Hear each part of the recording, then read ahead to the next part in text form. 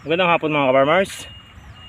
Update tayo dito sa ating cucumber, yung Mega C saka yung MacArthur. Ito yung part dito, yung Mega C. Spray tayo ngayon. Ayan gamit natin, Brodan saka Gold. Gantong stage. Ilang age na ba to? 27 days. Prevention tayo sa uod.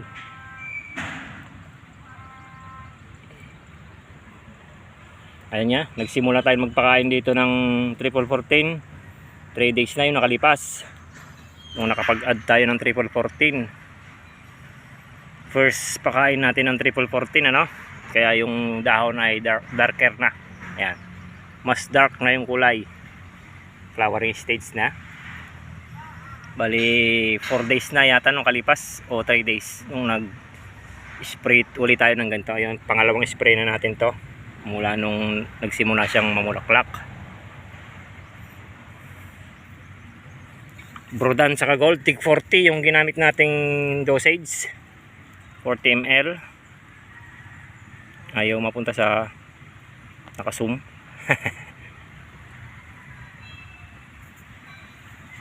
Lalong na zoom yun, no?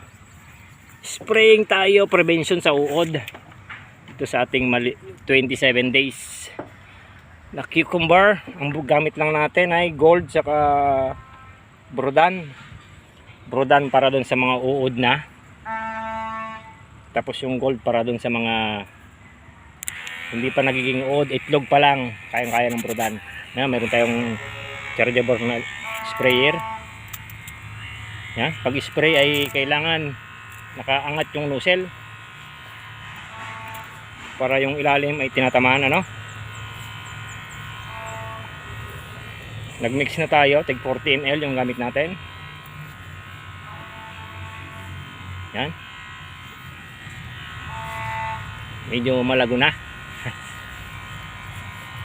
Yan lang, medyo mabaho yung Brodan, ano?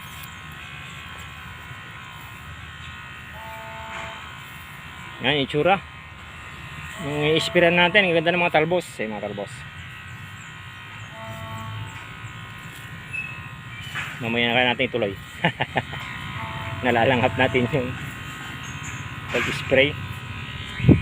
Taas ko muna yung pugong. Yan, nakataas na yung pugong. Yung mas. Medyo mahangin pa naman. Kailangan nakataas yung nozzle. Pag-spray, beginner's guide tayo. Yan ang prevention. Pangalawang spray natin to ng anti-uod. Para hindi uurin yung talbos. Mga gamot na gamit natin, ano? Gold saka Brodan. Pwede rin yung malatayon. Kaya napakabaho nun. Ayan, mga black.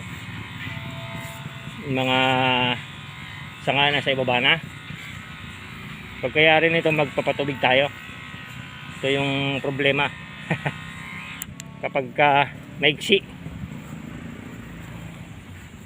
Pag maigsi lang yung tawag dito, may tasa pa pala rito. Coffee lover, basta farmer, ano, coffee lover. Nagsabit yung tasa. Yan yung spray routine natin dito sa ating cucumber. 4 days na yata nung last tayong nag-spray. Kasi flowering stage na. Nagbigay na tayo ng triple 14 na nakaraang pakain. Bukas papakain ulit tayo dito. Tapos ito yung patubig natin. May kumpalang nasa talong pa kasi yung patubig. Papatubig tayo sa talong. Pasilip muna natin itong ating mga pipino. Ganyan yung itsura ng cucumber. 27 days, mahina ang paglago kasi tagaraw. Pero all in all, okay naman yung performance. Last lang natin na abono, ang ginamit lang natin ay yan, mga nakalipas nating abono ay puro urea kasi ang target natin mapalabulas, mapalabas yung mga sanga. Tapos last pakain natin ay nag-add na tayo ng triple 14, no?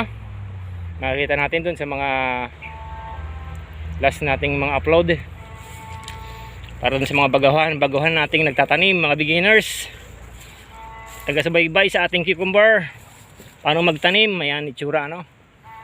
Loaded to ng chicken manure kasi nga dating pinanggalingan to ng palaya. Pakita ko naman yung performance ni MacArthur. Ewan ko, pero may mga nabansot. Ayan, nabansot si MacArthur, oh. May nabansot kay MacArthur. Flowering stage din naman na, madamo na nga. Di pa natin natatanggal. Ayan yung patubig natin nasa talong. Pagkayari dyan, lipat natin dito. Oh, daming bunga ni MacArthur. Ang lalapad ng dahon ni MacArthur. Fruiting stage na. Hindi mataas naman na, pero parang mas maganda pagbulas ni Legacy. Tapos may nabansot dito sa MacArthur. First time kasi natin itong MacArthur, hindi natin alam yung process ng pag-abono dito. Yung pag-abono natin, pag-spray, same lang doon sa Legacy. Pero naging okay naman kasi maganda naman yung mga, may bunga siya pero may sanga, may mga lumalabas na sanga, ibig sabihin kakapal yan. Ito yung mga bagong sanga, oh. Lahat ng tapat ng dahon may bunga. Ewan ko lang kung kaya niyang buhayin lahat yan. Magmula doon sa dulo. Ay, puro female, walang male, kaya malamang hindi mapopollinate. Yan yung itsura ni MacArthur. Bandaron si Legacy. Kagandahan lang sa kanya, malaki yung dahon, malalaki yung puno niya, yung tarbos niya ay yung katawan, parang katawan ng upo. No? Tapos spraying din tayo dito sa talong kasi nakapitas tayo kahapon dyan. Yan yung tubig natin, malapit na mag-abot dyan, no? Ayan yung update natin dito sa ating cucumber. No, baka hanggang dito na lang guys, i-update lang natin. Bukas abono ulit tayo dito. Nag-umpisa na tayong magdagdag ng triple 14, ano? Dalawang lata na ipinapakain natin, kaya yung dahon ay darker na kasi nga mayroon ng potas tayong pinapakain dito. No, baka hanggang doon lang guys. Thank you.